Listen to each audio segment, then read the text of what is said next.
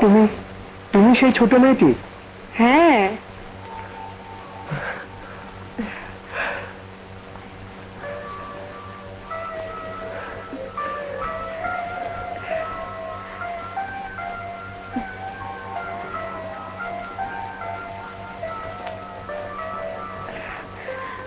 মাধবী, তোমার বাবা মার কাছে ফেরার পর আমার কথা কি তোমার একটুও মনে পড়বে না? বাবা মা, বাবা মাকে আমি আজও খুঁজে পাইনি। খুঁজে পাওনি? না, যখনই আমি বাবা মার কথা মনে করতে চেষ্টা করি তখনই আমার চোখ দুটি ঝাপসা হয়ে আসে। আর এই ঝাপসা চোখে বাবা মায়ের কথা আমি মনে করতে পারি না, কিছুতেই পারি না। রেডিও অফিসে গিয়ে মেয়েটির খোঁজ নেব? হ্যাঁ, সামনে আমার রুবিনের জন্মদিন। সেদিন কণ্ঠশিল্পী মাধবীকে দিয়ে কেক কাটিয়ে পড়ল মেয়েটি। ওকে দেখতে আমার ভীষণ ইচ্ছে করছে। বেশ, তোমার মনের ইচ্ছে পূরণ হোক। আমি রেডিও অফিসে গিয়ে মেয়েটির খোঁজ নেব।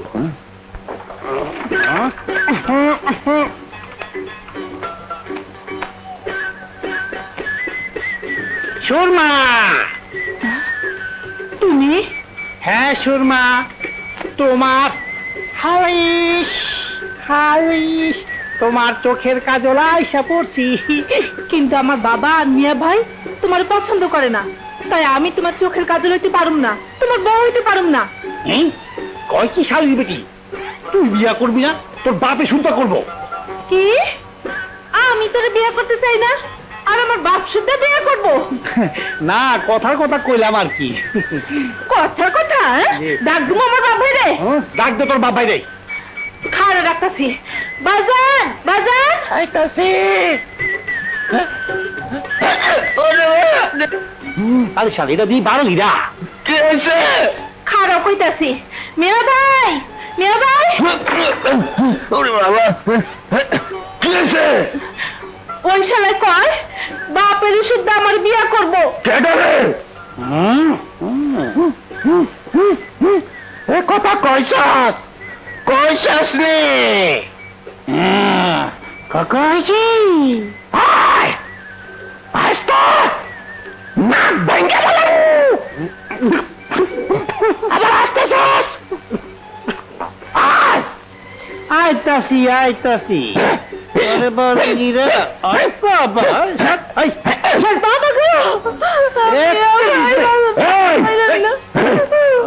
আমার বাবার গায়ে হাত দিছস?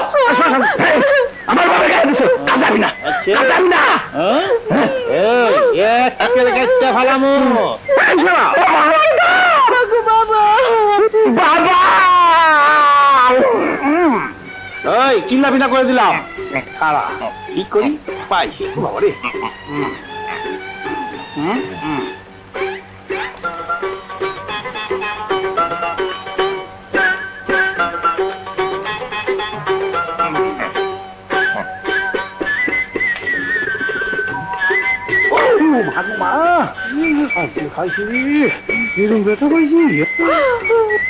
এইবার 12 গিয়া তো মারে। হ্যাঁ বাবা থামে নাই, খারাপ। এই যে 12 গিরা করলে উঠতে বসে গে আমার কোলে আসো। আচ্ছা বাবা, তুমি বাপ হইলা কেমনে? হ্যাঁ, বাপ হইলা কেমনে কয় দে। আসো আসো।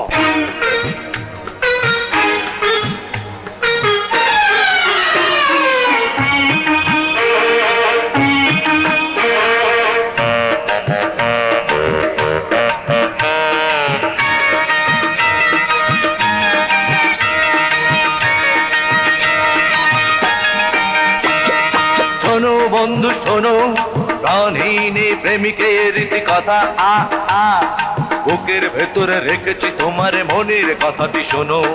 শোনো বন্ধু শোনো, প্রাণহীনে প্রেমিকের কথা আ আ আমি যে অন্ধ বুঝি না মন্দ, প্রেমেতে হব ডুবো। শোনো বন্ধু শোনো।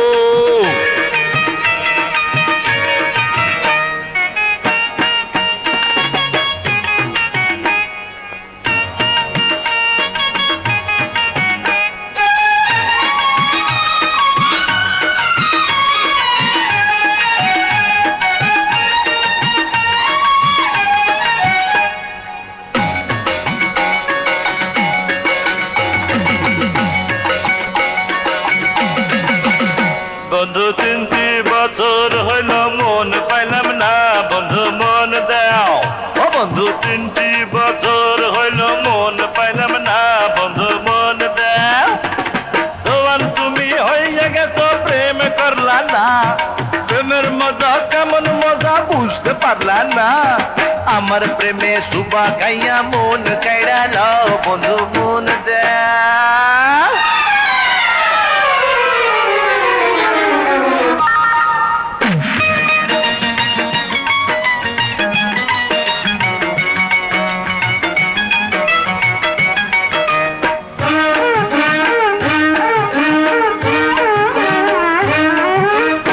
আমার মনের মাঝি আমার পরাণ পাখি আমার বাড়ি যাইও দিমু ভালোবাসা তুমি আমায় বিয়া করো না দিমু সোনার গয়না বসায় যায় আমারে কবুল করো না আমি তোমার জন্য আছি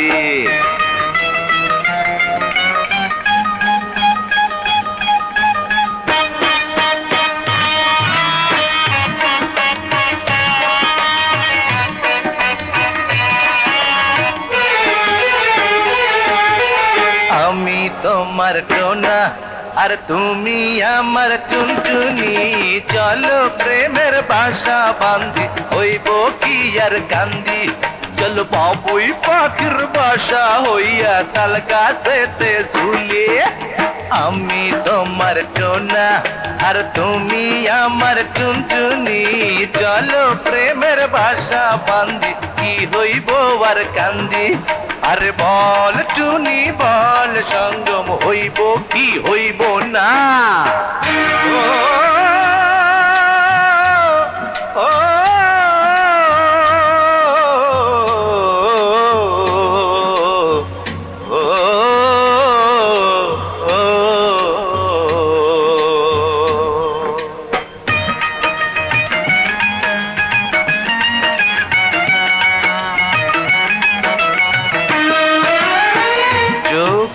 জলে আমি ভেসে চলেছি প্রেমের খোঁজে আমি পাথর খেয়েছি আরে প্রেমের ছোঁয়া আজও পেলাম না মজনু হইয়া আমি লাইলি পাইলাম না চোখের জলে আমি ভেসে চলেছি প্রেমের খোঁজে আমি পাথর খেয়েছি আরে প্রেমের ছোঁয়া আজও পেলাম না মজনু হইয়া আমি লাইলি পাইলাম না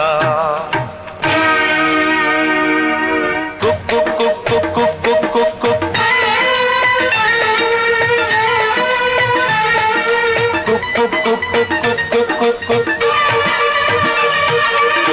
তোমার ওই মনের ভিতরে লুকাইছে কি জন্তুরি তোমার ওই ঘুমটার ভিতরে লুকাইয়া আছে কি রে আমারে খুইলা করে নয়তো মই রাজা মুরে সব কিছু খুইলা কাছে সইলা আয় cook cook cook cook cook cook cook cook cook তোমার ওই মনের ভিতরে লুকাইছে কি জন্তুরি তোমার ওই ঘুমটার ভিতরে লুকাইয়া আছে কি রে আমারে খুইলা করে নয়তো মই রাজা মোরে সব কিছু খুইলা কাছে সইলা আয় cook cook cook cook cook cook cook cook cook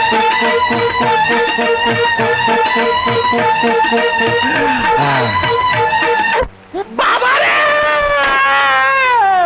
বাবা বাবা বইয়া গেছে বাবা বইয়া গেছে ওই বারোজিরা কোথায় আসো বারোজিরা এদিকে আসো বাবা রে বারোজিরা কি বইটা ওজন আছে ওজনে অনেক বেশি দেখি সোজা এসো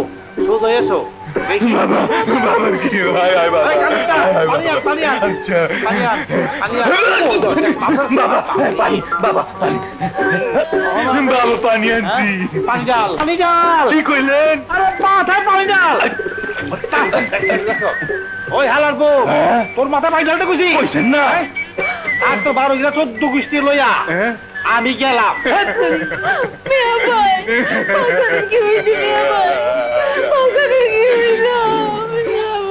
ডাক্তারের কাছে নিয়ে যাই তৈব ডাক্তারের কাছে নিয়ে যাই তৈব বাবা চলো ডাক্তার কেন যাই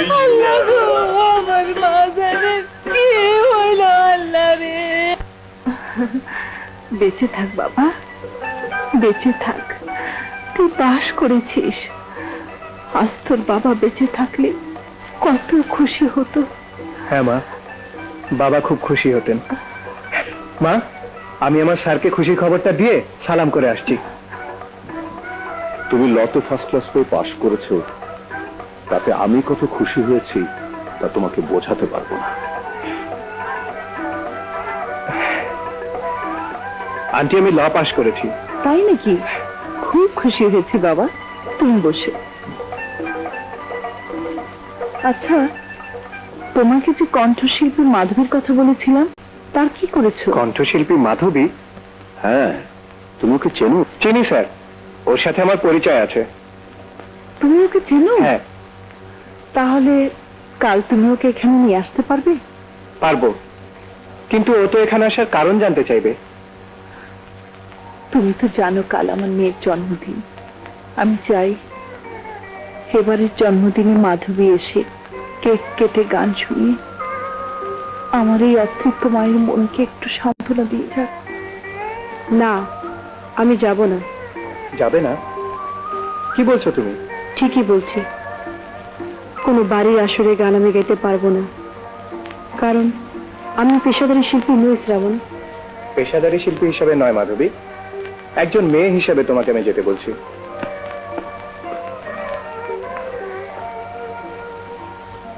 মাধবী? ওকে, ও আমার একজন গানের ভক্ত। আসসালামু আলাইকুম। ওয়ালাইকুম সালাম। মা, ও আমাকে এক জজ সাহেবের বাড়িতে তার মেয়ের জন্মদিনে গান গাইতে যেতে বলছে। নিশ্চয়ই যাবি। তোর কণ্ঠ শুধু তোর জন্য নয়, তোর কণ্ঠ সমস্ত মানুষের জন্যে। ওই জন্মদিনকে তোর গানে গানে আনন্দ মুখর করে দে।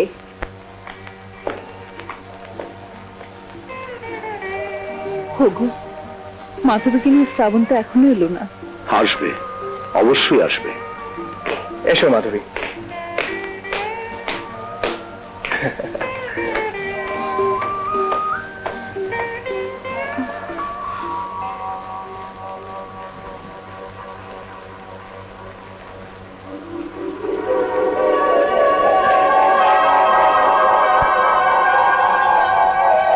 কি দেখছো? এবারে এটাই তো জজ সাহেবের বাড়ি। এসো এসো এসো মাধবী।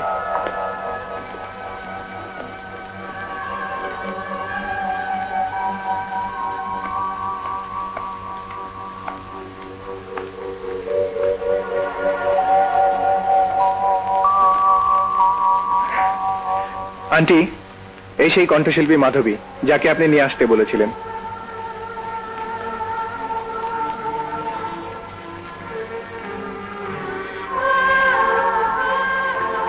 আজ আমার মেয়ের জন্মদিনে শুধু তোমাকে আশা করেছিল।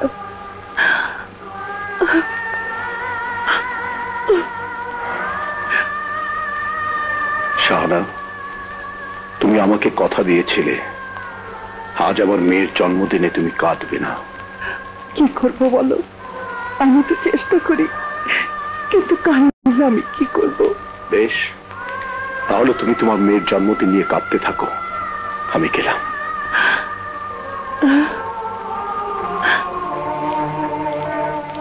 দেখো, আমি চোখের পানি মুছে ফেলছি।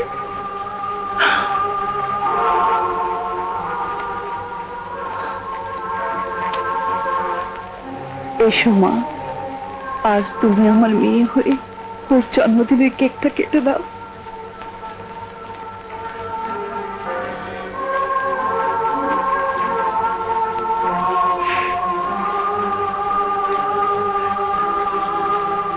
কাটো মা। Happy birthday to you.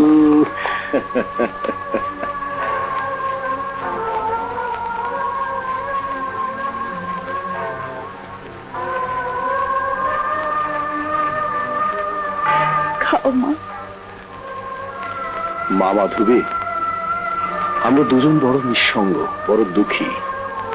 তাই একটা গান গেয়ে আমাদের দুঃখী মনটাকে একটু খুশি করে দাও।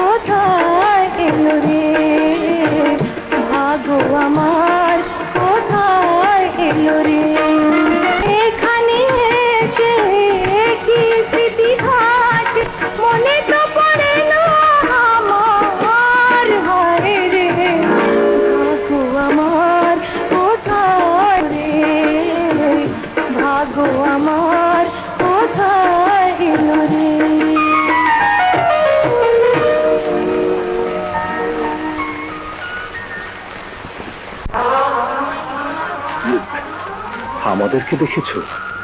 তাহলে বলো তো, তোমার কে কে আছে? আমার মা ছাড়া কেউ নেই। মাধবী, যদি পারো মাঝে মাঝে এসে এই মায়ের সাথে কথা বলেছি, তাহলে আমি খুব খুশি হব। নিশ্চয়ই আসবো মা, আমি যাই। বেশি দেরি হলে আমার মা অস্থির হয়ে উঠবেন। এসো মা, সন্তানের জন্য মায়ের মন কেমন করে তা আমি বুঝি। শ্রাবণ, ওকে পৌঁছে দিয়ে এসো। এসো মা।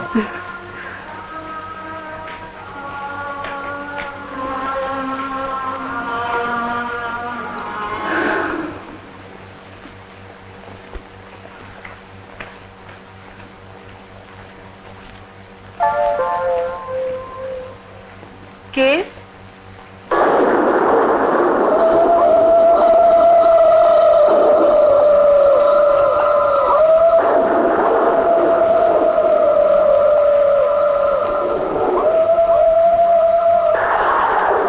আপনি? আমার মন যা বলতে চাইছে, তুমি সে নাকি গো? কি কথা বলছেন? কে আপনি? কার সাথে কথা বলছিস মা?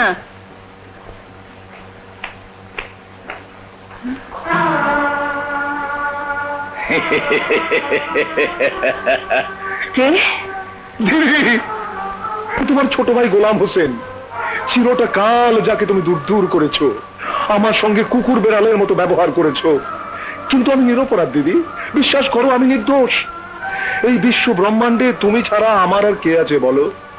আজ তাই তো 10 বছর জেল খেটে গত 1টি মাস তোমাকে কত খুঁজেছি। আজ কোন ভাগ্য চক্র যে তোমার দেখা পেলুম দিদি। এ অধমকে তোমার পায়ে ঠাই দাও দিদি, ঠাই দাও। তোর মতো কুলাঙ্গারের আমার কাছে কোনো ঠাই নেই। জানতুম, আমি জানতুম তোমার শ্রীচরণে আমার কোনো স্থান নেই। সে যাক, যে মেয়েটিকে 10 বছর আগে তোমার কাছে দিয়ে গিয়েছিলাম, সে কোথায়? তাকে কি দরকার? না মানে ওর আসল বাবা মায়ের কাছে ওকে পৌঁছে দিতে হবে যে দিদি। ও আমার মেয়ে, ওকে আমার কাছ থেকে কেউ করে দিতে পারবে না। ও তাহলে এই সে। আচ্ছা খুকি, তুমি কি তোমার আসল বাবা মায়ের কাছে যেতে চাও নাকি চাও না? আমার বাবা মা কোথায়? ওরা বলেন কোথায়? আছে গো, আছে। তোমাকে যেদিন রেল লাইন থেকে তুলে এনে আমার বোনের কাছে রেখে যাই, সেদিনই সালা পুলিশ আমাকে ধরে নিয়ে যায়। তাই তোমাকে আমি তোমার বাবা মায়ের কাছে নিয়ে যেতে পারিনি গো। আজ জেল থেকে বেরিয়েই আমি তোমার বাবা মায়ের কাছে গিয়েছিলাম। আহারে, মেয়ের জন্য কাঁদতে কাঁদতে দুজনের চোখ প্রায় অন্ধ হয়ে যাচ্ছে। আর কদিন চলে গেলে তারা বোধ আর দেখতেই পাবে না। তাহলে আমাকে এক্ষুনি নিয়ে চলুন মামা, এক্ষুনি নিয়ে চলুন। না না মাধবী, না, তুই ওর কথা বিশ্বাস করিস না। ও যা বলছে সব মিথ্যে। ও তোর ক্ষতি করবে মা, ও তোর ক্ষতি করবে। চুপ কর মা। মামা, আমাকে এক্ষুনি নিয়ে চলুন। এখন না, সন্ধ্যেবেলা তুমি তৈরি থেকো, আমি এসে নিয়ে যাব। কিন্তু একটা কথা, আমি চলে যাবার পর আমার বোন তোমাকে তার বুকের মাঝে ধরে রাখার জন্য অনেক কথাই বানিয়ে বানিয়ে বলবে, কিন্তু তুমি ওসব বিশ্বাস করবে না। শুধু আমাকে বিশ্বাস রেখো, আমি অবশ্যই তোমাকে তোমার বাবা মার কাছে নিয়ে যাব। এ আমার দায়িত্ব। চলি।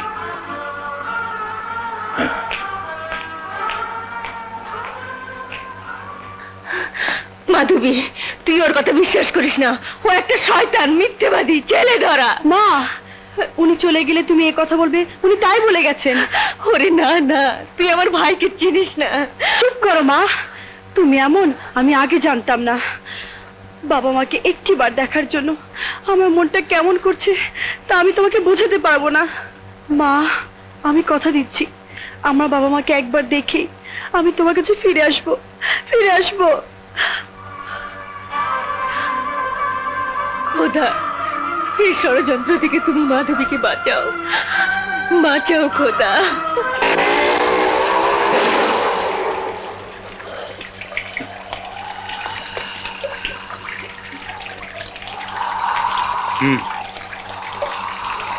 এসো।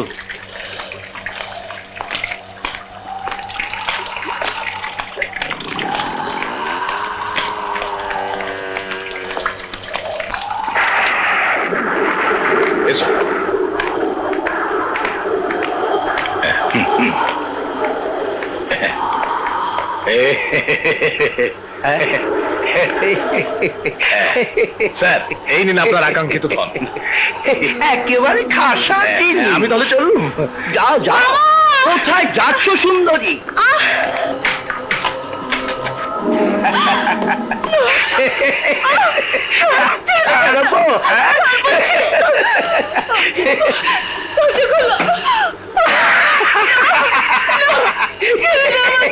ছেড়ে দেব?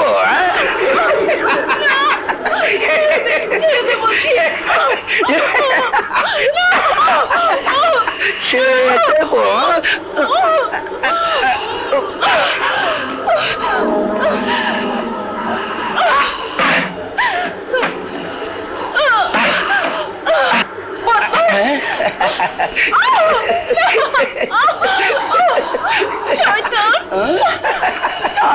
ছাড়বো? চুপ, ছেড়ে দেবো?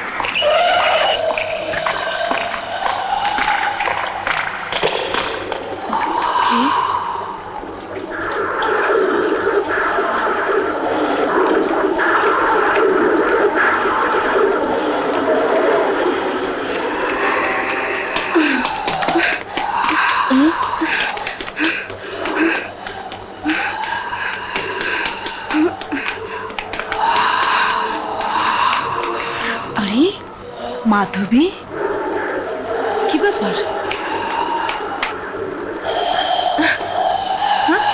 বাবা,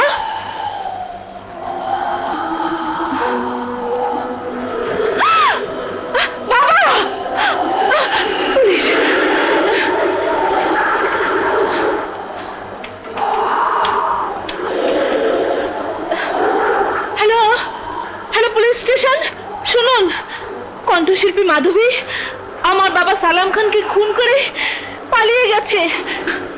আমাকে ক্ষমা করে দাও মা, ক্ষমা করে দাও। আমি তোমার কথা না শুনে ভুল করেছি। কিন্তু কি হয়েছে বলবি তো? খুন? খুন? কে খুন হয়েছে? এই আমার সাথে, এটাই তার বাড়ি। আপনি কণ্ঠশিল্পী মাধবী? জি। আমি আপনাকে খুনের দায়ে অ্যারেস্ট করলাম। অ্যারেস্ট করুন। না, আমি খুন করিনি, আমি খুন করিনি মা, আমি খুন করিনি মা, আমি খুন করিনি। ইন্সপেক্টর সাহেব, আমার মেয়ে বসে সে খুন করেনি, খুন করেনি। এ কথা পুলিশকে বলে কোনো লাভ নেই, বলবেন কোর্টে। নিয়ে চলো।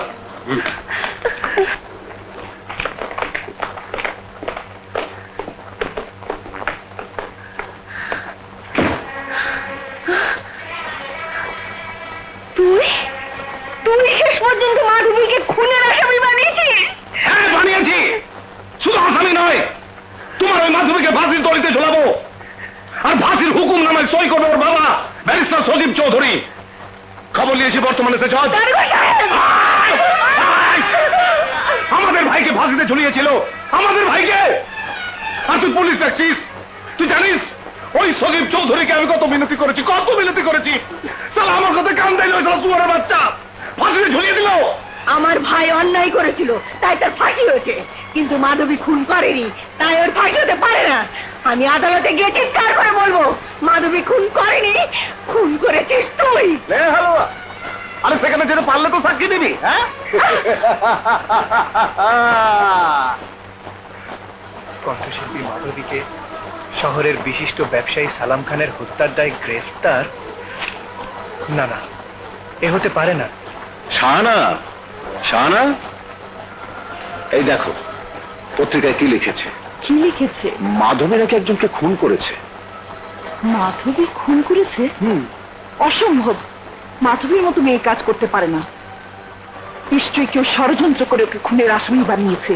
হ্যাঁ, আমারও অবাক লাগছে। মাধবের মতো মেয়ে খুন করবে না, এ হতে পারে না। বসুন। মহামান্য আদালত, এই কেস অতি সিরিয়াস একটি কেস। এই সমাজে গৃহীত পেশার অন্যতম একটি পেশা মানুষের মনোরঞ্জনে নিজেকে নিবেদিত করা। নিজের রূপ, কণ্ঠের লালিত্য আর দেহের আকর্ষণ দিয়ে মানুষকে তৃপ্তিতে নিয়োজিত ছিলেন আসামি miss Madhabi. Objection your honour. নোংরা মানসিকতা সম্পন্ন লোকেরাই মানুষ সম্পর্কে নোংরা মনোভাব পোষণ করতে পারে। কি বলতে চান আপনি? আমার মক্কেল সম্পর্কে কোনো নোংরা মন্তব্য করার অধিকার আপনার নেই। খুনি আসামি সম্পর্কে মানুষের খারাপ ধারণাই থাকে। যতক্ষণ পর্যন্ত না প্রমাণ হচ্ছে মাধবী খুন করেছে, ততক্ষণ পর্যন্ত তার চরিত্র নিয়ে কোনো কথাই বলবেন না। Order, order. ব্যক্তিগত আক্রমণ করা চলবে না। মহামান্য আদালত, আমি সালাম খানের কন্যা মিস মল্লিকাকে আদালতে হাজির করার অনুমতি চাইছি। ওনাকে আমার কিছু জিজ্ঞাসা আছে। সালাম খানের মেয়ে মল্লিকাকে হাজির করা হোক। মিস মল্লিকা হাজির।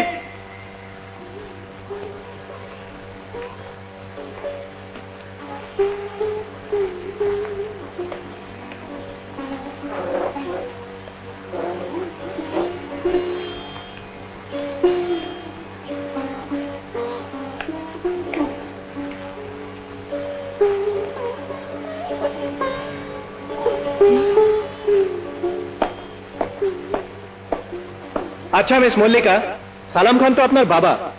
জি, আমার বাবাকে মাধবী খুন করেছে। তাই আদালতের কাছে আমার অনুরোধ, ওকে শাস্তি দিন, ওকে শাস্তি দিন। উত্তেজিত হবেন না মিস মল্লিকা, আমার একটা প্রশ্নের জবাব দিন। আপনার বাবাকে যে মিস মাধবী খুন করেছেন, আপনি কি করে তার প্রমাণ পেলেন? আমি নিজের চোখে দেখেছি। কি দেখেছেন? আমার বাবার লাশ। লাশ দেখা মানে এই নয় যে মাধবী আপনার বাবাকে খুন করেছে। আপনি জানুয়ারি মাসের 24 তারিখ ঝড়ের রাতে স্বচক্ষে কি দেখেছেন শুধু তাই বলুন। আমি সেদিন নাইট শো ছবি দেখে যখন বাড়ি ফিরি, তখন দেখি আমাদের গেট দিয়ে আমার বাবার বন্ধু গোলাম হোসেনকে বেরিয়ে যেতে। তারপর দেখি আমাদের বাড়ির ভিতর থেকে মাধবীকে দ্রুত বেরিয়ে যেতে।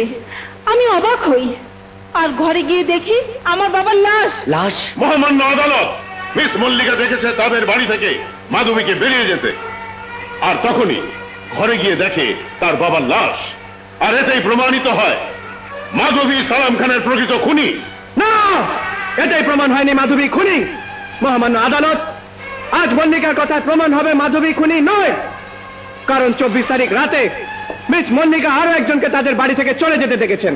আমার অবাক লাগছে, মিস মল্লিকা দুজনকে বেরিয়ে যেতে দেখেছেন, অথচ আমার প্রতিপক্ষ উকিল নিশ্চিত করে বলতে চান মাধবী সালাম খানের প্রকৃত খুনি। কিন্তু আমি বলবো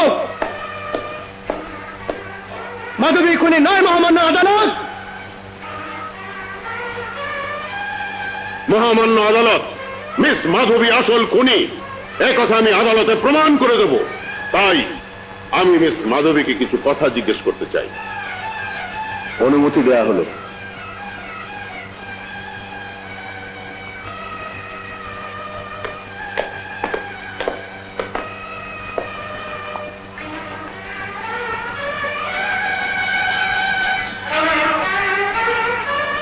আচ্ছা মিস মাধবী, আপনি সালাম খানের বাড়িতে কেন গিয়েছিলেন? সালাম খানের বন্ধু গোলাম হোসেন আমাকে বলেছিল আমাকে আমার বাবা মায়ের কাছে নিয়ে যাবে।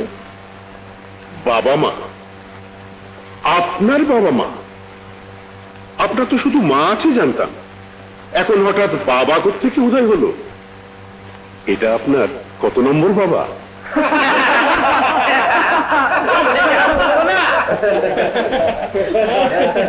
Order, order. মহামান্য আদালত, আমি সালাম খানের বন্ধু গোলাম হোসেনকে আদালতে হাজির করার অনুমতি চাইছি। গোলাম হোসেনকে আগামী তারিখে কোর্টে হাজির করার নির্দেশ দেয়া গেল। বলুন। যাহা বলিব সত্য বলিব। যাহা বলিব সত্য বলিব। সত্য বই মিথ্যা বলিব না। সত্য বই মিথ্যা বলিব না।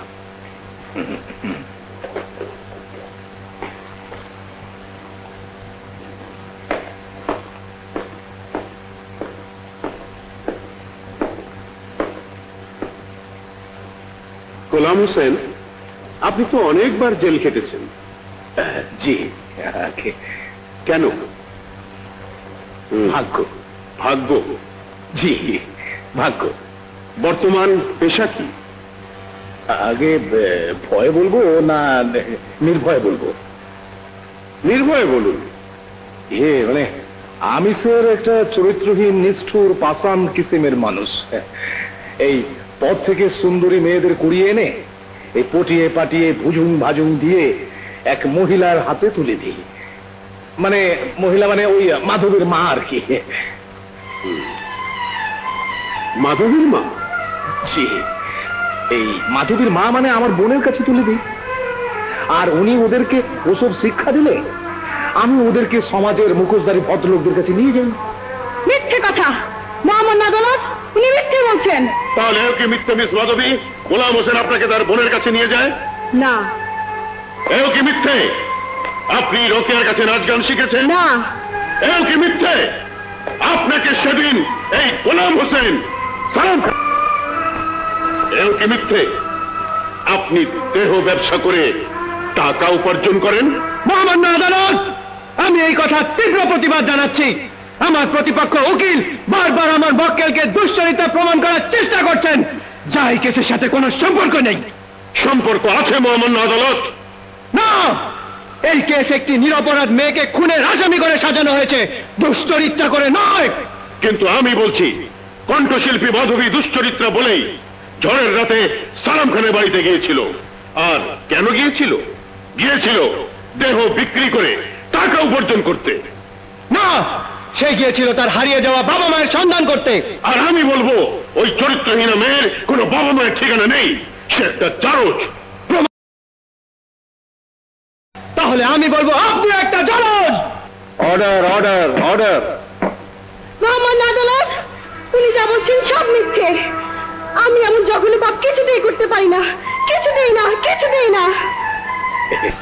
মা মাধবী, আমি তোর মামার মতো, তাই তোকে মিনতি করছি, তুই সত্যি কথাটা স্বীকার করে ফেল। তাহলে জজ সাহেব হয়তো অল্প সাজাতেই তোকে রেহাই দিয়ে দেবেন। হ্যাঁ স্যার, জজ সাহেব, মহামান্য আদালত, ইওর অনার, আমি মাধবীকে নিয়ে সালাম খানের পাশে গিয়েছিলাম। ওকে ভেতরে পাঠিয়ে দিয়ে আমি বাইরে দাঁড়িয়েছিলাম টাকার জন্য। হঠাৎ ভেতর থেকে শুনি মাধবীর চিৎকার। সে কি চিৎকার মাইরি! আমি জানালার ফোকর দিয়ে তাকাতেই দেখি মাধবী বলছে, এর আগে তুই আমাকে ঠকিয়েছিস হারামজাদা, আর নয়, এবার আমি তোর মুখোশ খুলে ফেলবো। কথা শুনে সালাম খান বের করলো পিস্তল। তারপর আমি অবাক, একেবারে ছায়া ছবি গপ্পের মতো মাধবী তার হাতে লাঠি মেরে নিমিষে কেড়ে নিল পিস্তল মাইরি। সালাম খান এগোয়, মাধবী বলে, কাছে আসবি না হারামজাদা। সালাম খান আবার এগোয়, মাধবী বলে, কাছে আসবি না হারামজাদা।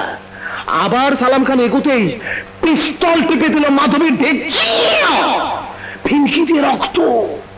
নিজেতে ঢলে পড়লো সালাম খান। একটা গুলিতেই 9.5 গজ কাফনের কাপড় পরিয়ে দিল মাইরি। হ্যাঁ, তখন আমি আর কি করি, ঝেড়ে দিলুম দৌড়। কিন্তু পালাতে আর পারলুম করি, যেই খাড়া বড়ি থোর, সেই থোর বড়ি খাড়া। সাক্ষী দিতে আমাকে আবার কোর্টে আসতেই হলো। আদালত, মামা, আপনি একটা মিথ্যুক। মোহাম্মদ আদালত, উনি যা বলছেন তার একটি কথা সত্যি নয়। উনি আমাকে আমার হারিয়ে যাওয়া বাবা মায়ের সাথে দেখা করার কথা বলে নিয়ে যান। ঝড় বৃষ্টির রাতে একা? হ্যাঁ, কিন্তু আমার পালিতে আমার বাধা দিয়েছিল।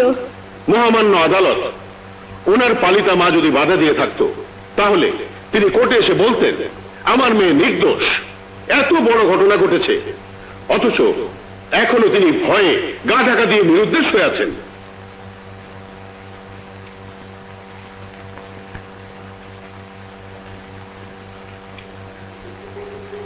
পুলিশকে আদেশ দেয়া হচ্ছে আসামির মা রোকেয়া সম্পর্কে সমস্ত রিপোর্ট কোর্টে দাখিল করার জন্য।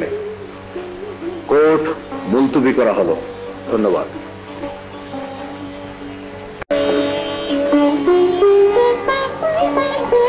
শ্রাবণ, সালাম আলাইকুম স্যার। ওয়ালাইকুম সালাম। তুমি এ সময় এখানে? স্যার, আপনার কাছে মাধবীর ব্যাপারে একটা কথা বলতে এসেছি। মাধবীর ব্যাপারে? জি স্যার।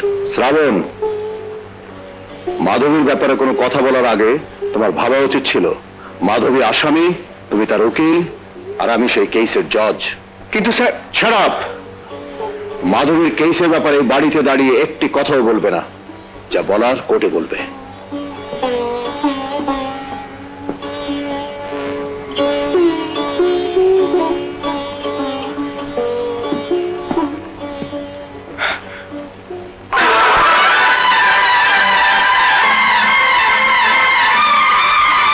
এই শোনো,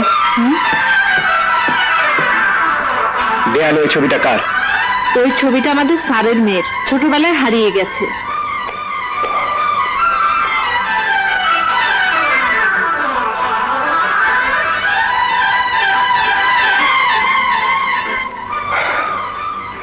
জজ সাহেব, যা বলার কাল কোর্টেই বলবো। সামান্য আদালত, আমি গোলাম হোসেনকে কিছু প্রশ্ন করতে চাই। অনুমতি দেয়া হলো। গোলাম হোসেন হাজির।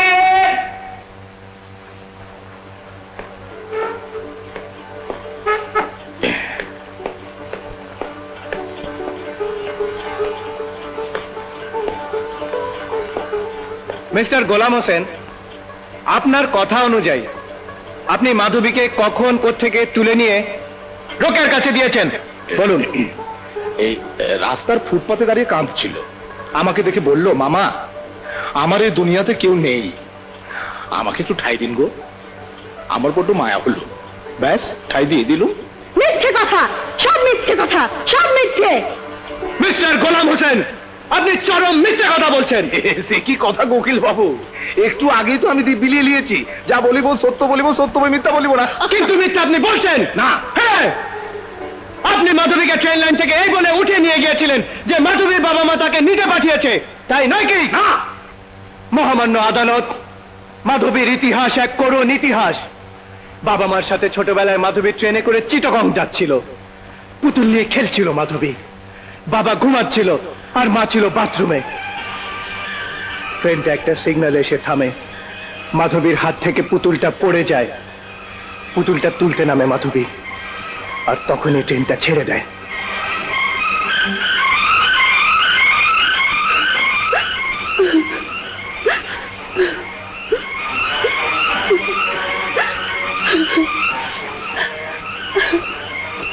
সেই পুতুল হাতে নিয়ে মাধবী চিৎকার করে তার বাবা মাকে ডাকতে ডাকতে ট্রেনের পেছনে ছুটে যায়, পড়ে যায় হোঁচট খেয়ে। একসময় ট্রেনটা চলে যায় দূরে, আর ট্রেনটা চলে যাবার পর একজন লোক তাকে নিয়ে যায় ট্রেন লাইনের পাশেই তার বাড়িতে। মাধবীকে সেখানে রেখে সেই লোক মাধবীর বাবা মাকে খুঁজতে থাকে, আর মাধবীকে তার বাবা মার কথা জিজ্ঞেস করলেই বলতো ওর বাবা মা নাকি ঝগড়াঝাটির চাকরি করত। তাই এই সূত্র ধরে মাধবীর বাবা মাকে খুঁজে বের করা সম্ভব হলো না।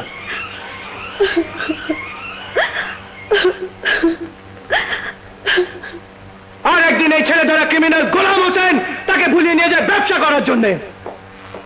শুধু পড়ে থাকে এই পুতুলটা।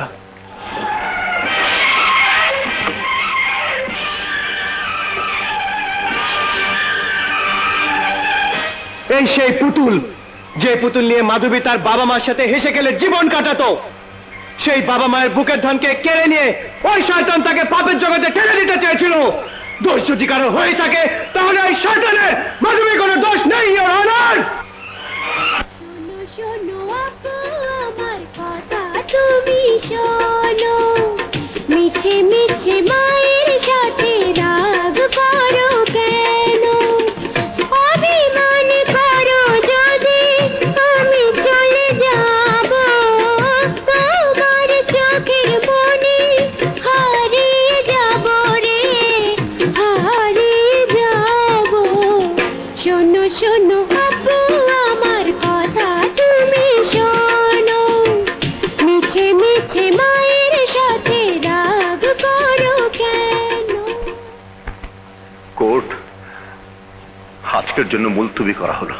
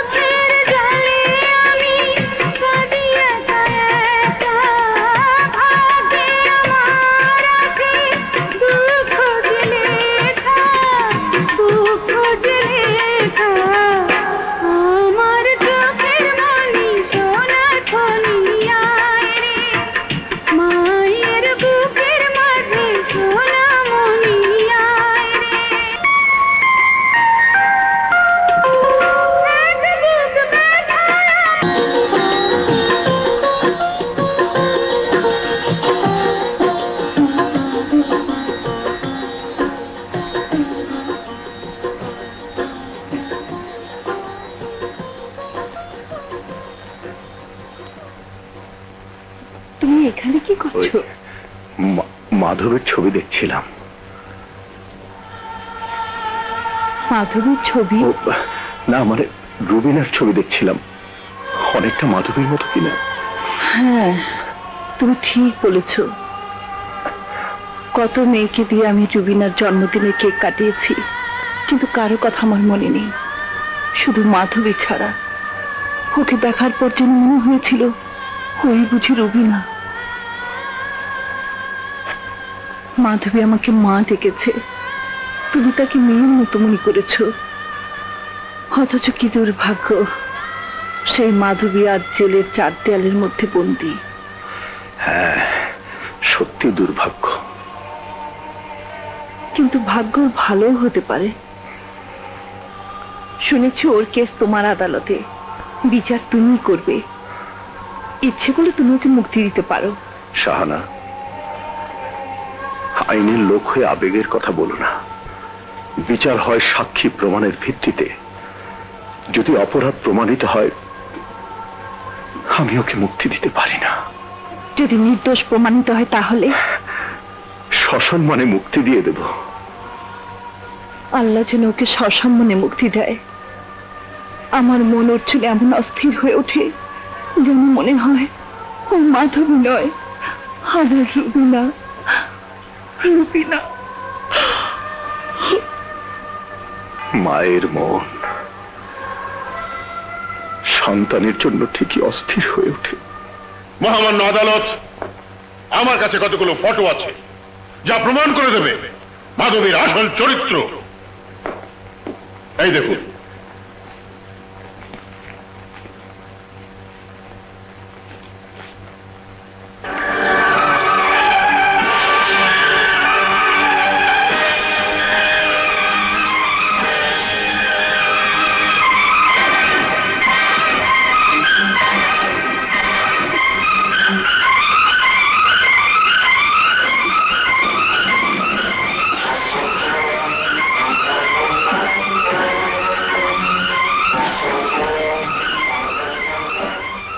মিন অ্যাডভোকেট সাহেব, আপনিও দেখুন আসামির আসল রূপ, যা সে আপনার কাছে এতদিন লুকিয়ে রেখেছিল।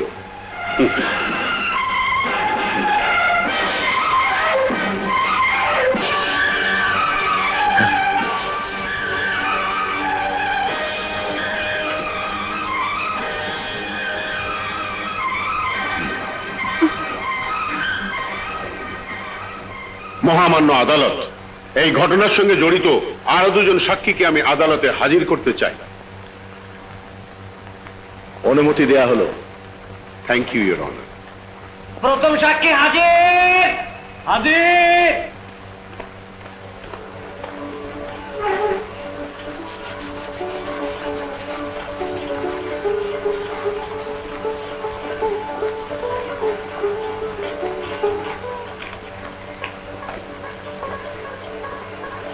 বলুন। যাহা বলিব সত্য বলিব। যাহা বলিব সত্য বলিব। সত্য বই মিথ্যা বলিব না। সত্য বই মিথ্যা বলিব না।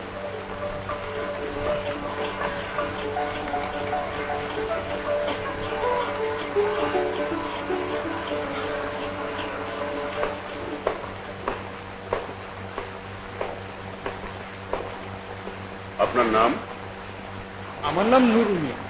আপনি সালাম খানের বাড়িতে কি করেন? আমি ও বাড়ির চাকর। তাহলে বলুন, এই খুনের ব্যাপারে আপনি কি জানেন? আমি সেদিন ঘরে ঘুমিয়েছিলাম। হঠাৎ একটা পিস্তলের গুলির শব্দ শুনে আমি জেগে উঠি এবং দরজায় আসতে আমি দেখতে পেলাম আমাদের সাহেবের ঘরের ভেতর থেকে ওই মেয়েকে বেরিয়ে যেতে। তারপর ঘরে গিয়ে দেখি আমাদের সাহেবের লাশ, আমাদের সাহেব মরে পড়ে আছে।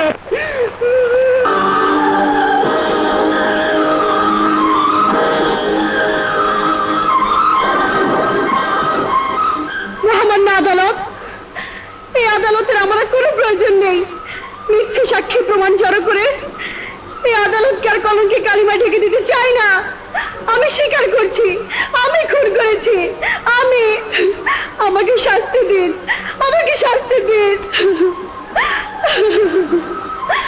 আমাকে এমন শাস্তি দিন যাতে মানুষের জীবন আর মন নিয়ে আমি আর খেলা করতে না পারি, আমাকে শাস্তি দিন, শাস্তি দিন।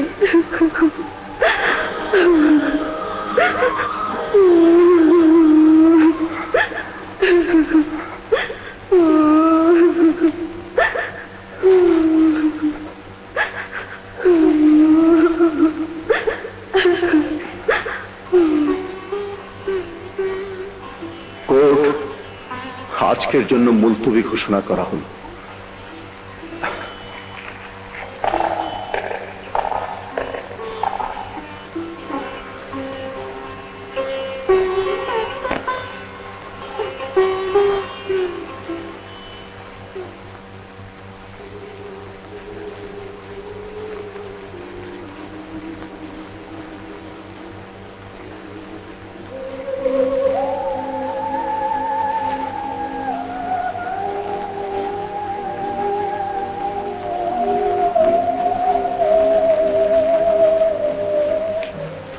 কি হলো, তুমি এভাবে চুপ করে বসে আছো? আজ কোর্টে মাধবী চিৎকার করে ওর দোষ স্বীকার করে আমাকে চুপ করিয়ে দিয়েছে। না, এ হতে পারে না। ওগো, তুমি ওকে মুক্ত করে দিতে পারো না? না, বিচার তার নির্দেশিত পথেই চলবে। এখন কি হবে? আমিও তাই ভাবছি। বিচার যদি মাধবীর মৃত্যুদণ্ডের আদেশ দেয়, যদি মাধবীর জীবনের সূর্য সারা জীবনের জন্য নিভে যায়, তবে অনেক জীবনই অন্ধকারে ঢেকে যাবে। ঠিকই বলেছ, তোমার কথা শুনে আমারই মন কেঁদে উঠছে। আর যারা মাধবীর বাবা মা, যারা তাকে জন্ম দিয়েছে, তাদের মন অসহ্য যন্ত্রণায় ছটফট করতে থাকবে। আমার মনটাও তেমনি ছটফট করছে। আমি জজ, ন্যায় বিচারক। আজ মাধবীর এই দুঃসময়ে তার মাকে পরিচয় দেয় আমার কর্তব্য। আর মাধবীও মৃত্যুর আগে অন্তত জেনে যাক কে তার মা, কে তার বাবা। আর আমি যদি রুবিলার মাকে তার পরিচয় না দেই, তাহলে মানবতার উপর আঘাত আসবে, ন্যায় বিচারের নামে অন্যায় করা হবে। তুমি তুমি কি বলতে চাইছো? আমি বলতে চাচ্ছি, তোমার মাধবী তোমার মেয়ে।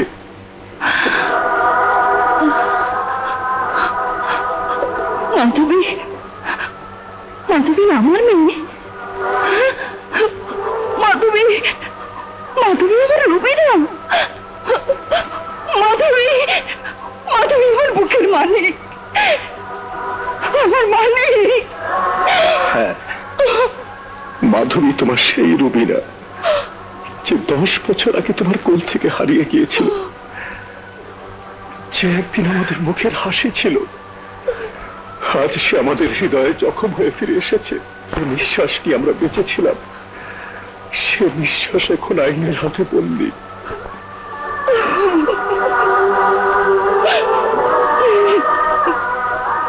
হ্যাঁ, জজের মেয়ে আসামি হয়ে জজের কাঠগড়ায় দাঁড়িয়ে আছে শাহানা। মেয়ে ফিরে পাওয়ার কোনো আনন্দ অনুষ্ঠান, কোনো মিলাদ মাহফিল হচ্ছে না। তার পিতা মাতা এগিয়ে যাচ্ছে না। দারুণ আবেগ নিয়ে কেউ চিৎকার করে বলছে না, মা তুই ফিরে এসেছিস। হায় মা, আমার বুকে 10 বছরের স্নেহ মমতায় ভরা বুকটাকে একবার শান্ত করে দে, একবার শান্ত করে দে, একবার শান্ত করে দে।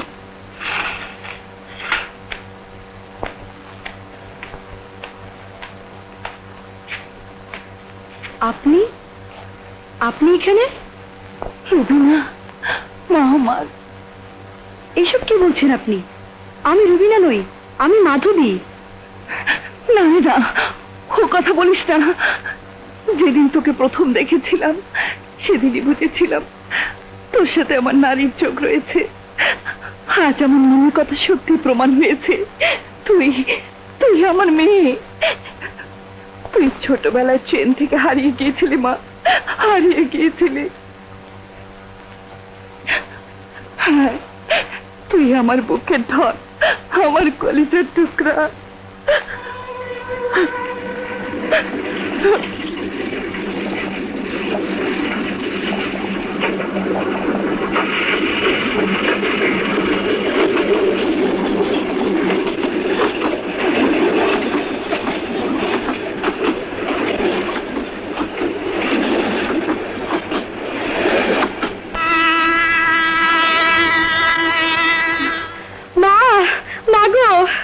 এখন আমার সব মনে পড়েছে। আজ আমার চোখের সামনে থেকে সব অস্পষ্ট দূর হয়ে গেছে। আমি তোমাকে চিনতে পেরেছি মা, চিনতে পেরেছি। কিন্তু হতভাগী মা আমি। আজ তোকে একটি বার বুকে জড়িয়ে এই শুকনো বুকটাকে শান্তি দিতে পারছি না। ভালোই হয়েছে মা, আমার মতো একটা খুনিকে স্পর্শ করলে তোমার পাপ হবে। আমি একটা খুনি, আমি একটা খুনি। আর একটা খুনি কোনোদিন তোমার সন্তান হতে পারে না। না, ও কথা বলিস না মা, ও কথা বলিস না। আমি ঠিকই বলছি মা, আমার পরিচয়ে তুমি এখন কলঙ্কিত হবে। তাই আমার পরিচয় দিয়ে তোমার এত বছরের মান সম্মান নষ্ট করতে চাই না। না, সন্তানই হচ্ছে মায়ের সবচেয়ে বড় সম্পদ। সন্তানের কোনো কিছুতেই মায়ের সম্মান নষ্ট হয় না। সন্তানের পাপ হলে সেই পাপ তার মাকে অবশ্যই ধারণ করতে হবে। তুই ভাবিস না, তুই আমার মেয়ে, আর আমার মেয়ে কোনো পাপ করতে পারে না। তাই তোর কোনো শাস্তি হতে পারে না। তুই মুক্ত হয়ে আমার বুকে ফিরে আসবি মা, ফিরে আসবি। সময় শেষ। কাছে আয় মা, আরো কাছে।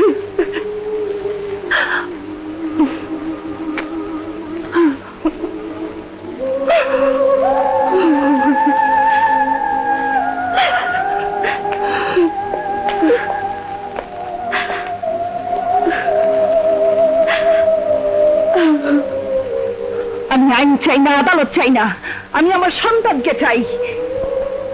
কাল রুবিনার জন্মদিন, কাল তোমার রায় দেওয়ার দিন। তুমি রুবিনাকে বেকসুর খালাস করে সসম্মানে বাড়িতে নিয়ে আসবে। আমি রুবিনাকে বরণ করার জন্য অঙ্গল প্রদীপ জ্বালিয়ে অপেক্ষা করব। সন্তান শুধু তোমার একার নয় শাহানা, সন্তান আমারও। আমিও রুবিনার বেকসুর খালাস চাই, কিন্তু আইনকে অস্বীকার করে নয়। তোমার কোনো কথাই আমি শুনতে চাই না। তুমি শুধু আমার একটা কথা শুনে রাখো, আমার মেয়ের যদি কিছু হয় তাহলে আমার মরণ হবে, আমার মরণ হবে।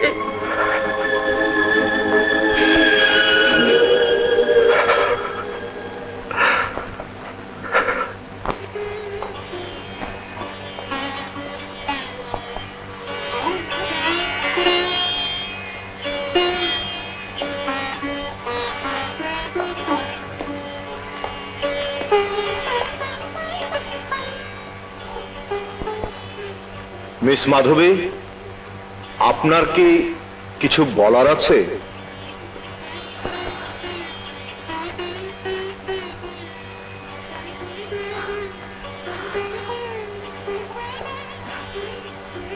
মহামান্য আদালত, এই পৃথিবীতে আমার সব থেকে কেউ নেই।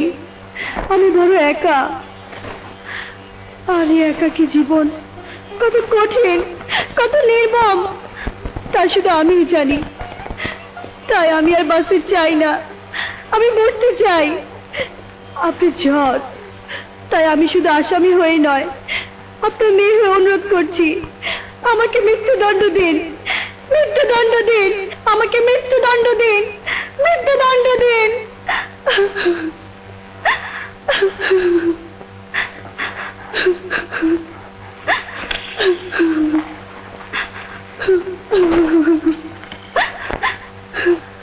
তুমি শুধু আমার একটা কথা শুনে রাখো, আমার মেয়ের যদি কিছু হয় তাহলে আমার মরণ হবে।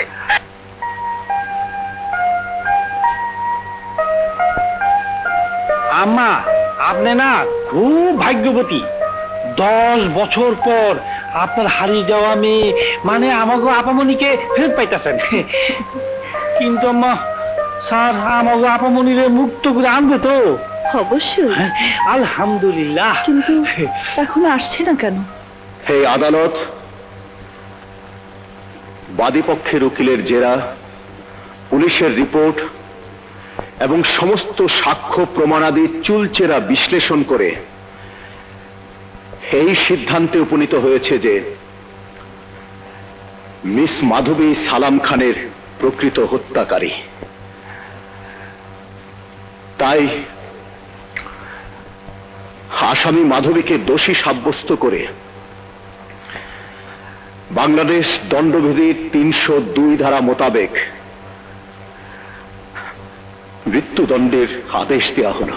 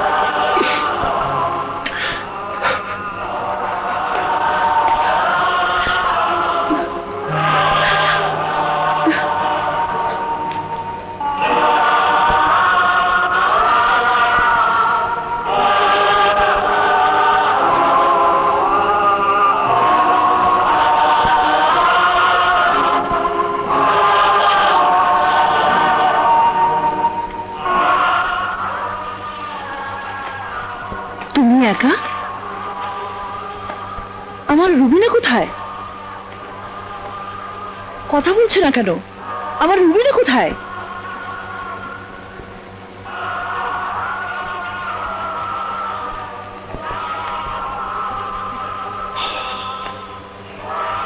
দাঁড়াও, আমার রুবিনা কোথায়? বলো কোথায়?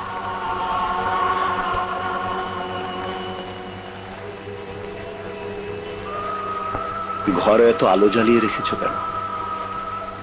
নিভিয়ে ফেলো সব আলো। এই ঘরে অন্ধকার ছাড়া আর কিছুই দরকার নেই। না, আজ এই ঘরে অন্ধকার নয়, আলো জ্বলবে। কারণ আজ আমার রুবিনার জন্মদিন। হ্যাঁ, জন্মদিন। আজ আমার মেয়ের জন্মদিনে আমি এই হাতে মেয়ের মৃত্যুর তারিখ লিখে এসেছি। আমি বাপ হয়ে মেয়ের জন্মদিনে তাকে মৃত্যু উপহার দিয়ে এসেছি। আমি বিশ্বাস করি না, তুমি মিথ্যে বলছো। না, মিথ্যে নয়, আমি রুবিনাকে মৃত্যুদণ্ড দিয়ে এসেছি। বাপ হয়ে মেয়ে মৃত্যুদণ্ডের আদেশ দেবার আগে তোমার বুক থেকে একবারও কেঁপে উঠলো না?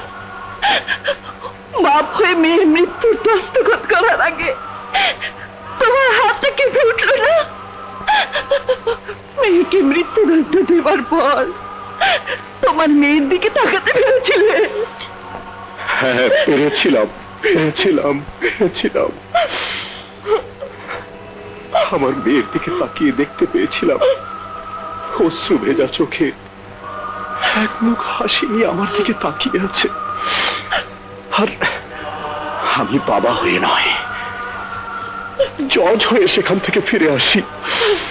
বাহ জজ সাহেব, বাহ! তোমার নাম আইনের খাতায় স্বর্ণাক্ষরে লেখা থাকবে। খবরের কাগজে তোমার সততার জন্য বড় বড় অক্ষরে প্রশংসা বেরোবে। সারা শহরের লোকের মুখে তোমার নীতির জয়গান হবে। সোনার মেডেল দিয়ে পুরস্কৃত করবে।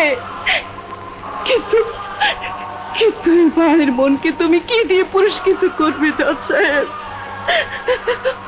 মায়ের মন তো প্রশংসা চায় না, পুরস্কার চায় না, সম্মান চায় না, শুধু চাই সন্তানকে।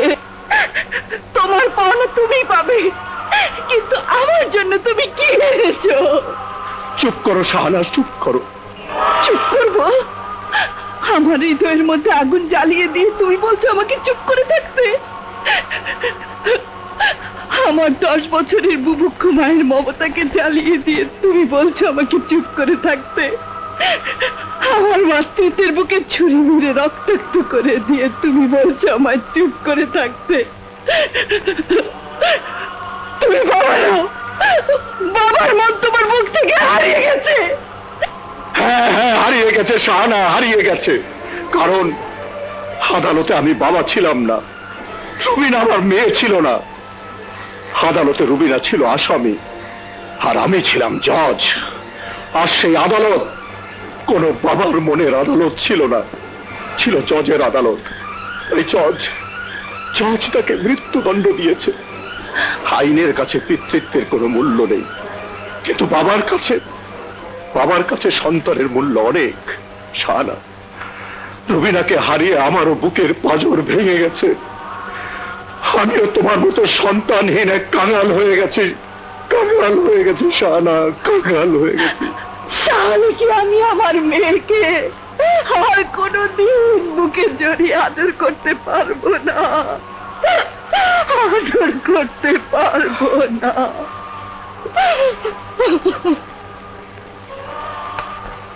ভাগো আমার কোথায় গেল রে, ভাগো আমার কোথায় গেল রে। সে কি স্মৃতি থাকে মনে তো পড়ে না আমার, হায় রে। ভাগো আমার কোথায় গেল রে, ভাগো আমার কোথায় গেল রে। এখানে এসে কি স্মৃতি থাকে মনে তো পড়ে আমার, হায় রে। ভাগো আমার কোথায় গেল রে, ভাগো আমার কোথায়।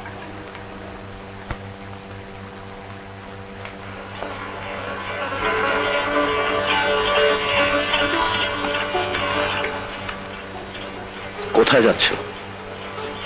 কোর্টে। কোর্টে? হ্যাঁ, একদিন তুমি আমাকে কোর্টে যেতে বারণ করেছিলে, আমি তোমার কথা রেখেছিলাম। কিন্তু বলেছিলাম আবার যদি কোনোদিন আমার কোর্টে যাবার প্রয়োজন হয় তাহলে আমাকে বাধা দিতে পারবে না। পরাজিত হয়েছিলে, আর আজও আমি তোমাকে পরাজিত করে আমার মেয়েকে মুক্ত করে আনবো।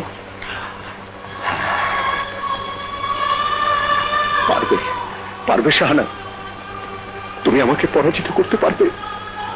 তুমি যদি আমাকে পরাজিত করতে পারো তাহলে এই পরাজয় হবে আমার জীবনের সবচেয়ে বড় জয়। জয় পরাজয় আমি কিছুই বুঝি না, আমি শুধু বুঝি আমার বুকের মানুষ রুবিনা নির্দোষ, আমি তাকে মুক্ত করে আনবো ইনশাল্লাহ। কিন্তু তুমি এত সব। আমি রুবিনার কেস রিট্রায়ালের জন্য হাইকোর্টে দরখাস্ত করেছিলাম, হাইকোর্ট আমার দরখাস্ত মঞ্জুর করেছে।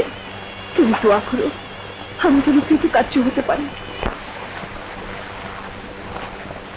আপনি মাধবীকে ছোটবেলা রেল লাইন থেকে তুলে এনে আপনার বোনের কাছে দিয়েছিলেন? কেন? আরে রেল লাইন থেকে তুলে এনে আমার বোনের কাছে দিয়েছিলাম ভালো করে নাচ গান শেখানোর জন্য। মায়ের কি রে? রেল লাইন থেকে তুলে নিয়ে গিয়েছিলেন? হ্যাঁ, রেল লাইন থেকে তুলে নিয়ে গিয়েছিলাম। মিথ্যে কথা, আপনি যা বলছেন সব মিথ্যে। না, আমি মিথ্যে বলবো কেন গো? আমি বলছি মিথ্যে। না, আজ যদি সত্যি মিথ্যে কথা বলিনি আমার মনি। মিথ্যে বলেননি? ইয়োর অনার, গোলাম হোসেন আপনার সম্মুখে দাঁড়িয়ে বলছে মাধবীকে সে রেল লাইন থেকে তুলে নিয়ে গিয়েছিল। সে জজ করে বলেছে মাধবীকে সে রাস্তার ফুটপাথ থেকে তুলে নিয়ে গিয়েছিল। মিস্টার গোলাম হোসেন, আপনি তা বলেননি? জি, মানে জি। ইয়োর অনার, জজ কোর্টে গোলাম হোসেন যে সাক্ষ্য দিয়েছে তার সাথে আজকের সাক্ষীর কোনো মিল নেই। তাই আজ প্রমাণ হয়েছে গোলাম হোসেন একজন মিথ্যেবাদী। মিথ্যেবাদী গোলাম হোসেনের জজ কোর্টের কোনো কথাই আজকের আদালত মেনে নিতে পারে না। খানকে গুলি করে হত্যা করেছে, এবং আপনি তো নিজের চোখে দেখেছেন, তাই না? জি। কিন্তু আমি বলছি মাধবী সালাম খানকে গুলি করে হত্যা করেছে, আপনি তো দেখেননি। একটি সত্যি কথাকে আপনি মিথ্যে বানাতে চাচ্ছেন? কিন্তু আমি যদি বলি একটা মিথ্যে বানোয়াট কথাকে আপনি সত্যি বলে প্রমাণ করতে চাইছেন? না, আমি নিজের চোখে দেখেছি মাধবী সালাম খানকে গুলি করেছে। আপনি কুমিল্লা থেকে দেখেছেন ঢাকায় খুন হয়েছে? আপনার চোখের দৃষ্টি এত প্রখর। আপনার মৃত্যুর পর তো আপনার চোখ দুটোকে জাদুঘরে রাখা উচিত।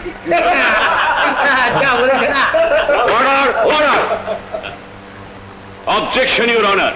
ব্যারিস্টার শাহানা চৌধুরী কতগুলো অযৌক্তিক কথা বলে কোর্টকে অবমাননা করার চেষ্টা করছেন।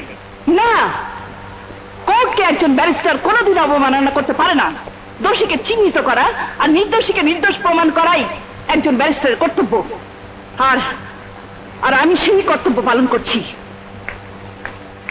ইওর অনার, আব্দুল হাকিম 24শে জানুয়ারি ঢাকায় ছিলেন না, ছিলেন কুমিল্লায়।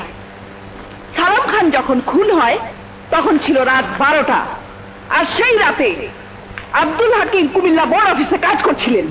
ইওর অনার, রাত 12টায় ইমার্জেন্সি সার্ভিসের কিছু অফিস ছাড়া অন্য কোনো সরকারি অফিস খোলা থাকে না। কিন্তু 24শে জানুয়ারি রাত 12টায় বোর্ড অফিস খোলা ছিল, কারণ ম্যাট্রিক পরীক্ষার রেজাল্ট বের করার জন্য অনেকেই সেদিন ওভারটাইম কাজ করেছিলেন, আর তাদের মধ্যে আব্দুল হাকিমও ছিলেন।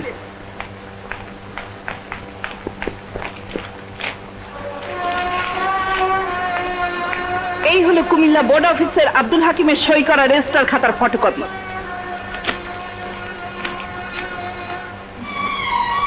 আর এতেই প্রমাণ হয় সেই রাতে আব্দুল হাকিম ঢাকায় ছিলেন না, ছিলেন কুমিল্লায়। ইওর অনার, এবার 2 নম্বর সাক্ষী বাড়ির চাকর নুরু মিয়াকে হাজির করার অনুমতি প্রার্থনা করছি। অনুমতি দেয়া হলো।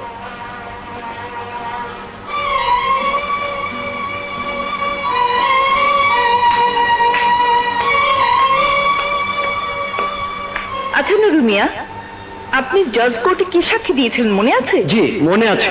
কি মনে আছে? মাধবী আমার মালিককে গুলি করে মেরেছে, সেই সাক্ষী দিয়েছি। আপনি কি নিজের চোখে দেখেছেন মাধবী সালাম খানকে গুলি করে হত্যা করেছে? জি নিজের চোখে দেখেছি। ঝড়ের রাতে অন্ধকারের মধ্যে মাধবীকে আপনি চিনলেন কি করে বলুন তো? কেন চিনব না? ঘর তো অন্ধকার ছিল না, বিদ্যুতের আলো ছিল, আর সে আলোতে আমি মাধবীকে স্পষ্ট দেখেছি। আমি যদি বলি সেই ঘরে কোনো আলো ছিল না? আপনি বললে তো হবে না, সেখানে আলো ছিল, আমি স্পষ্ট দেখেছি মাধবীকে আমাদের সাহেবের ঘর থেকে বেরিয়ে যেতে। আমি বলছি আলো ছিল না। আমি বলছি আলো ছিল। আমি আবারও বলছি সেই ঘরে আলো ছিল না, ঘর ছিল অন্ধকার। না, সেই ঘরে বিদ্যুতের আলো ছিল। মিথ্যে কথা। ইওর অনার, সেদিন বিদ্যুতের আলো ছিল না। এই যে সংবাদপত্রের রিপোর্ট, মিউনিসিপ্যালিটি ও গুলশান এলাকার ইলেকট্রিক সাপ্লাইয়ের উদ্ধৃতি দিয়ে লেখা হয়েছে, ঝড়ের জন্য 24শে জানুয়ারি রাত 11টা থেকে রাত 2টা পর্যন্ত গুলশান এলাকায় কোনো বিদ্যুৎ ছিল না। অথচ সালাম খানের বাড়ির চাকর নিজের মুখে বলছে সে বিদ্যুতের আলোতে মাধবীকে দেখেছে। এইটা রিপোর্ট।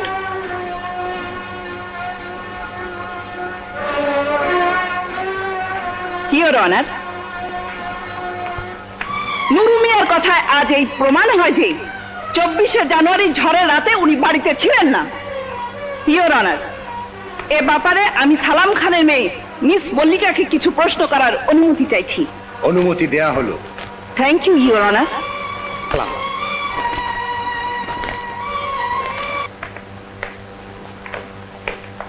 মিস মল্লিকা, সালাম খান কি আপনার বাবা? জি।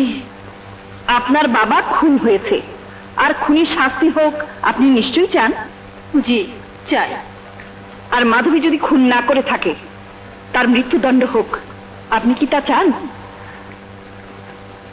না। যদি তাই হয়, তাহলে আজ আপনার একটি সত্যি কথার উপর একটি নিষ্পাপ নিষ্কলঙ্ক মেয়ের জীবন মরণ নির্ভর করছে। আমি আশা করব আপনি সত্যি কথা বলবেন। জি বলবো। তাহলে বলুন তো, 24শে জানুয়ারি সেই ঝড়ের রাতে আপনার বাড়ির চাকর নুরু মিয়া সত্যি কি বাড়িতে ছিল? বলুন, উত্তর দিন।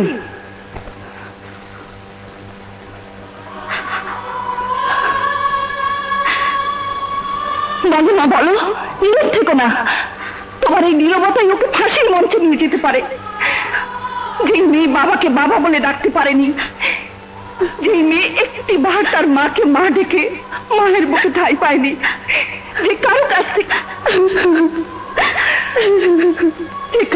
থেকে এতটুকু আদর ভালোবাসা পায়নি, আজ তোমার একটি সত্যি কথা সে সব কিছু ফিরে পেতে পারে। বলো মা, বলো। ইউর অনার, নুরু মিয়া সেদিন আমাদের বাড়িতে ছিল না। দুদিনের ছুটিতে সে দেশের বাড়িতে গিয়েছিল।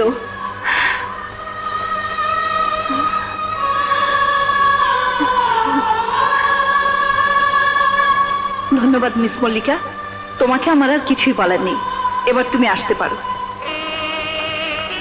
ইওর অনার, এই কোর্টে আমি আরো দুজনকে হাজির করতে চাই। তাদের মধ্যে একজন হলো যে ফটোগ্রাফার মাধবীর ছবির সাথে অন্য লোকের ছবি জুড়ে দিয়ে মাধবীকে দুশ্চরিত্র বলে প্রমাণ করেছিল তাকে। আরেকজন হলো মাধবীর পালিতা মা, যিনি এই কেসের অনেক কিছুই জানেন। তাই এই দুজনকে হাজির করার জন্য আমি কিছু সময় প্রার্থনা করছি। প্রার্থনা মঞ্জুর করা হলো। রেলা দেখেছ? ওই ব্যারিস্টার নিসালা আমাকে গাড়া করে ফেলতে চাইছে মাইরি। লে হালুয়া, ওকে টুপি পরানোর সময় আমার এসে গেছে।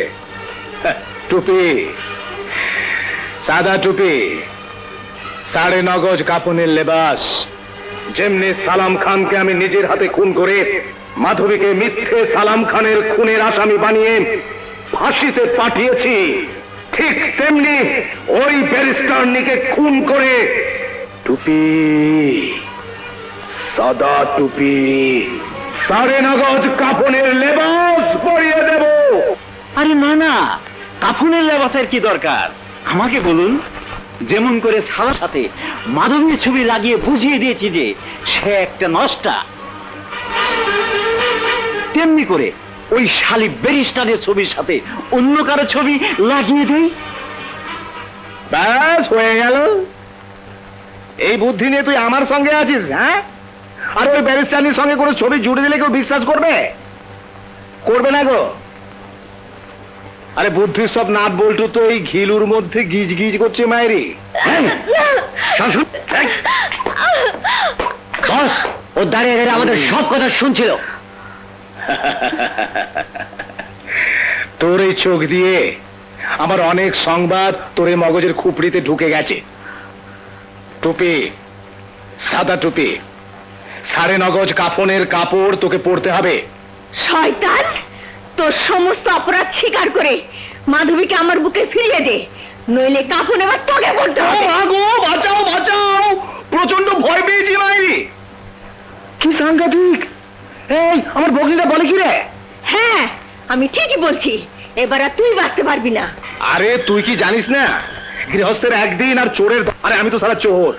আমার মাত্র একদিন গেছে, আরো 9 দিন বাকি, মানে 99 বছর। আর তোর মৃত্যু মাত্র 5টা বাজে। রাত 10টার মধ্যে তোর মৃত্যু হবে, মানে 5 ঘন্টা বাকি। এই ওকে টুপি, সাদা টুপি, 9.5 গজ কাফনের লেবাস পরিয়ে কবরে নয় নদীতে ভাসিয়ে দে। নিয়ে যা। আমাকে মেরে ফেললো, মরার আগে বলে যাচ্ছি, এই দুনিয়াতে তোর বিচার হবে, বিচার হবে। ছেড়ে দে, ওকে না, আমি যাবো না। ছেড়ে দে শয়তান।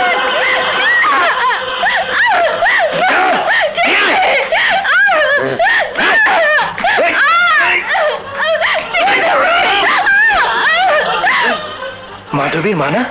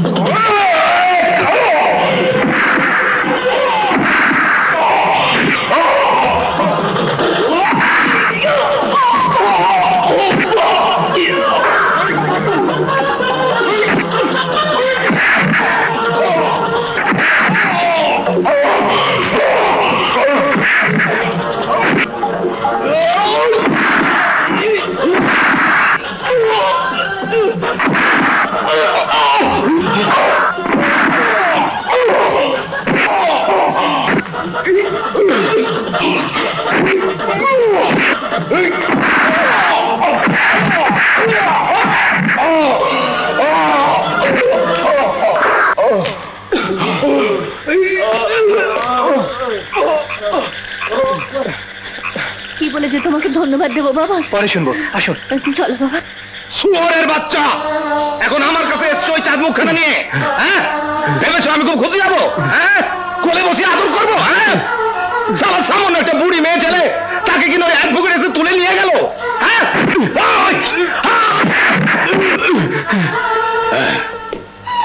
কাল কোর্টে কি হবে রে? হ্যাঁ, ওই রোকেয়া মেয়ে ছেলেটা কাল কোর্টে সব কিছু ছেড়ে দেবে, মাইরি সব। তখন আমার সব চারিচুরি খালাস। শোন, কাল কোর্টে রোকেয়া বেগম সাক্ষী দিতে যাবে না, আর তার সাথে ওই ব্যারিস্টার নিয়েও যেন কোর্টে পৌঁছতে না পারে। বোমা মেরে ওর গাড়ি উড়িয়ে দিবি, যা। শ্রাবণ, ওনাকে ওদের হাত থেকে বাঁচিয়ে রুবিনার কেস অনেক সহজ করে দিয়েছো। ওনার একটি সাক্ষ্য আর কোনো প্রয়োজন নেই। রুবিনাকে বেকসুর খালাস করার সমস্ত সাক্ষী প্রমাণ আমার হাতে এসে গেছে। সমস্ত সাক্ষী প্রমাণ? কিভাবে? এখন তোমাদের কাছে আমি কিছু বলবো না, কারণ দেয়ালেরও কান আছে। শ্রাবণ, এই ক্যাসেটটা তোমার কাছে রাখো। এসো।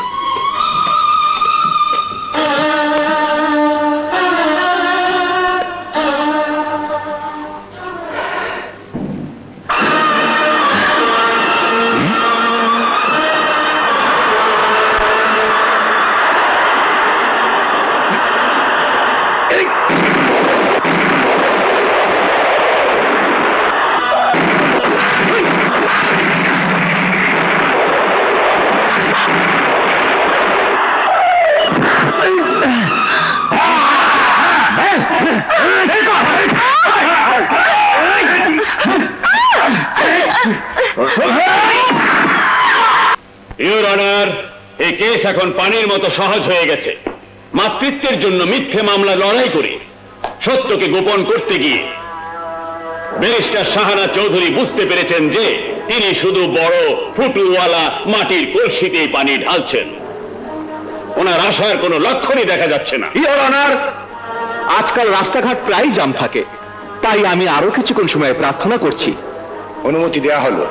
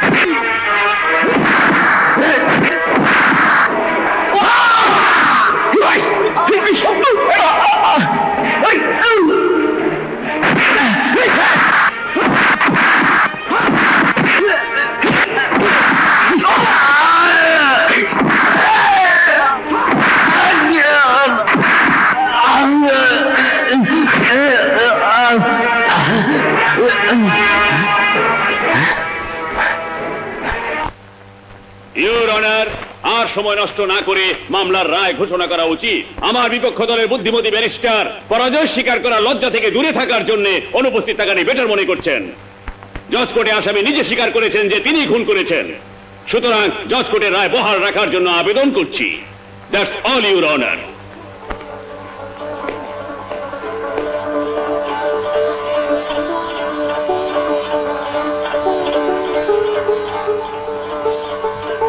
আসামি মিস মাধবীকে প্রদত্ত জজ কোর্টের রায়।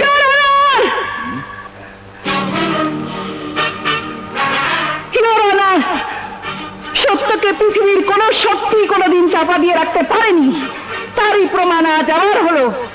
আমাকে আর আমার সহকর্মীকে আদালতে আসতে না দেওয়ার জন্য রাস্তায় আমার গাড়িতে বোমা হামলা করেছিল, কিন্তু আমি তাদের সমস্ত কুচক্র ভেঙে দিয়ে আজ সমস্ত প্রমাণ নিয়ে এই কোর্টে হাজির হয়েছি। আমি অনুরোধ করছি, আমার সমস্ত প্রমাণ দেখাবার আগে এই আদালতের প্রতিটি দরজায় পুলিশ যেন সতর্কভাবে পাহারা দেয়, একটি লোকও যেন এখান থেকে বেরিয়ে যেতে না পারে। পুলিশকে সতর্ক থাকার জন্য আমি নির্দেশ দিচ্ছি।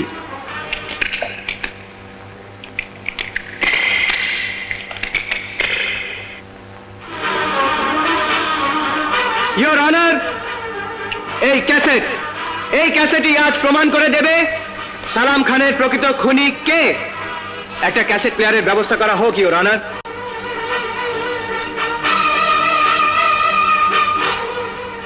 টুপি, সাদা টুপি, 9.5 গজ কাফনের লেবাস, তুমি নিজের হাতে খুন করে মাধবীকে মিথ্যে সালাম খানের খুনের আসামি বানিয়ে ফাঁসিতে পাঠিয়েছি।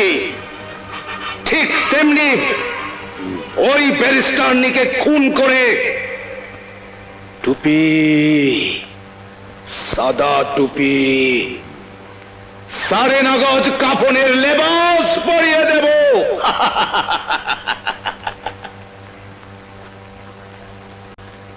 গোলাম হোসেনকে গ্রেফতার করার আদেশ দিচ্ছি।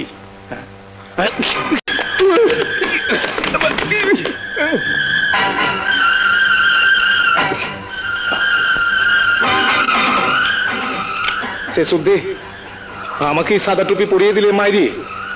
হ্যাঁ,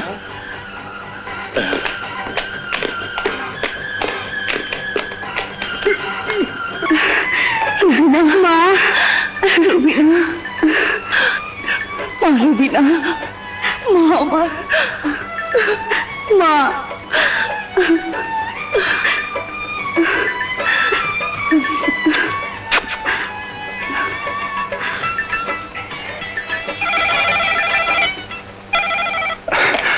হ্যালো, শাহানা বলছি। শাহানা, বলো, আমি কি পরাজিত হয়েছে?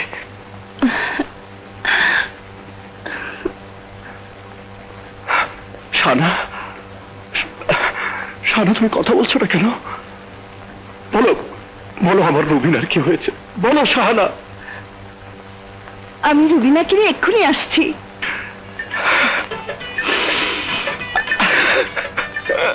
Thank you, Shahana.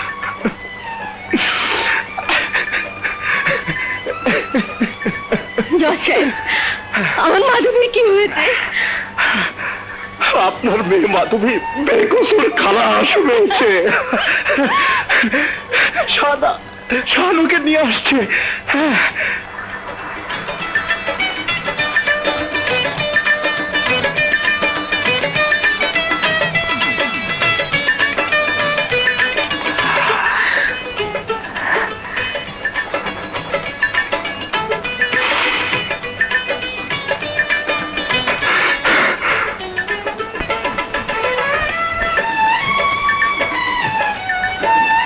রুবিনা, তোর মনে আছে তুই যখন ছোট ছিলি একদিন তোর বাবা আমার কাছে হেরে গিয়ে ঠিক এমনি ভাবে রাগ করেছিল, আর তুই তখন গান গেয়ে তোর বাবার রাগ ভাঙিয়েছিলি?